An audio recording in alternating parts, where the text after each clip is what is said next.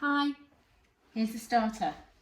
So the starter is made up of 3 questions, and so if you can pause the video, these questions are all A-level maths questions. So A-level maths questions on partial fractions. So if you can have a go at these, and if you can just pause the video, okay, you should be able to do them all using normal A-level maths skills. So here are your answers. So I hope you can read that handwritten solution at the end. So the answer to number 3 is x minus 1 minus 1 over x plus 2 plus 2 over x minus 3. I wonder if that does look a little bit shaded. I might try and write over that. So maybe with a thinner pen, give that a little go. I was just trying to save time and do some handwritten solutions and paste them in, but they're not the best. So I'm going to print that out, so maybe that'll make it a bit clearer. I don't know if that's helped at all or just made it worse. Right, so as you can see, before I launch in. Question 3, there are 2 different methods. So the first method I did, and again, this is normal A-level, this isn't further, I did polynomial division. So you can see my polynomial division there. So you might want to work through that. Again, a little bit sketchy there. Or there's another method where you sort of, because you were told what it was going to look like, you could have added those together and then compared coefficients. So I've put both those methods in. So have a look at them and see what you think. So today we are going to look at another type of partial fractions. So this type of partial fraction years and years ago used to be on normal A-level, but in the 1990s, when they took quite a lot of content of the A-level maths to make it more accessible and put loads of it onto further, this was one of the things that went. So there's another type of partial fractions, and this is only on further maths. So this is what we use when there is a quadratic term in the denominator. And when I say a quadratic term, I don't mean a whole term squared. It's basically got some kind of quadratic term in that denominator. So something like x squared plus 3. So if you had a fraction that you wanted to split up into partial fractions, where you had something on the top, a linear factor, and then a factor with a quadratic term in it. Now it could be x squared plus 3x plus 7, or it could be x squared minus 4. It just has to have an x squared in. So this does sort of raise the issue that if you were in normal maths and you had a partial fraction where it was something like, x minus 3 times by x squared, you would now, if you wanted to, be able to use this method to solve it instead of one of the methods that we were using in A-level maths. Right, example 1.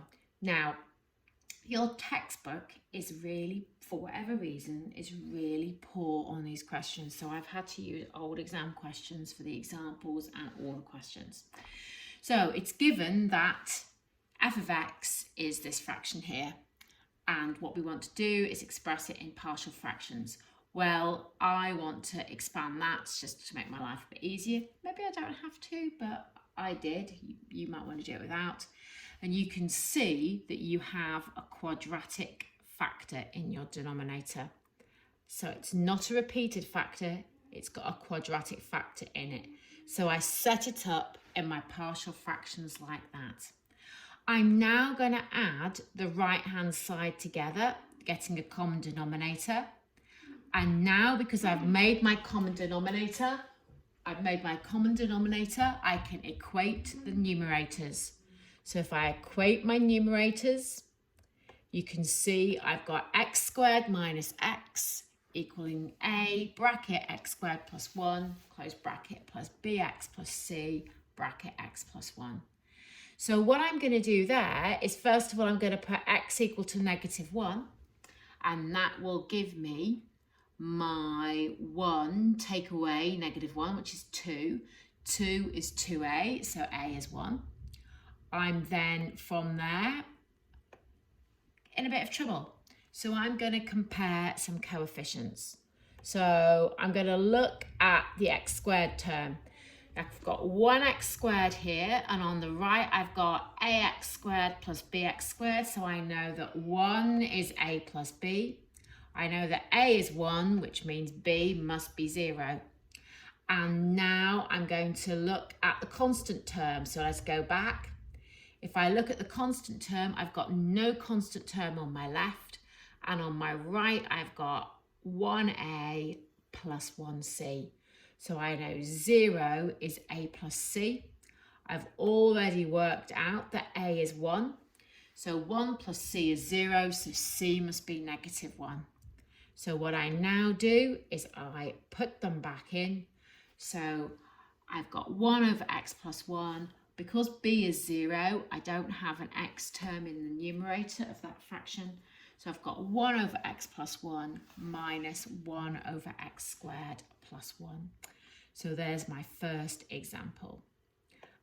Example 2. So this has got 3 factors in the denominator. So all I'm going to do is set it up in exactly the same way. A over 1 minus x, b over 1 plus x, they're just both linear factors. And then I have a factor on the denominator with a quadratic term in it. So cx plus d. I'm again going to add my right hand side together to get my common denominator. So just be careful. You know, all I'm doing there is I'm just getting a common denominator. Now my denominators are equal. I can just compare numerators. So I'm now going to look at how I can make things disappear. So first of all, if x is 1, I end up with 4, and I'm going to get 4a.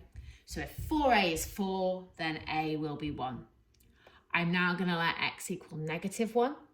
So if x is -1, again, I'm going to get 4 is 4b. Just make sure you can see when x is -1, that will vanish and that will vanish. So I'm just going to be left with this term here. You just have to be careful. It's quite fiddly. So 4b is 4, so b is going to be 1. And now I'm in that situation where I can't eliminate something. So I'm going to try x is 0. So if x is 0, I'm going to get 4 equals 1a plus 1b. The c term will disappear if I let x equal 0. That's really why I did it. And I'm going to get 1d. So a plus b plus d is 4. I know what a and b are. They're both 1. So 2 plus d is 4. So d must be 2. So if I now substitute those, I haven't found C. I've been too hasty there. I hadn't found C. So what I'm going to do is I'm going to look at the coefficient of the x term. So let's pop back here.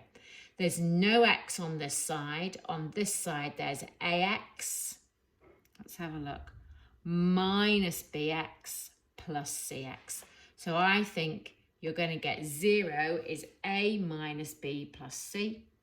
Substitute in your values for a and b, and you get c is 0. So if c is 0, substitute your values back in, and again, there is no x term in this one. So what we're now going to do is you're going to do some questions, and you can see these are all old exam questions. I'll move that up slightly. So you've got question 1. You can see I've left the marks on there. That would have been 5 marks. Question 2.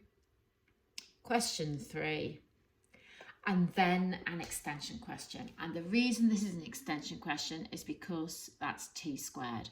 So you've got a choice of how you do that, and I'll be interested to see what you make of it. Here are your answers, and I'll see you tomorrow to finish off partial fractions in further.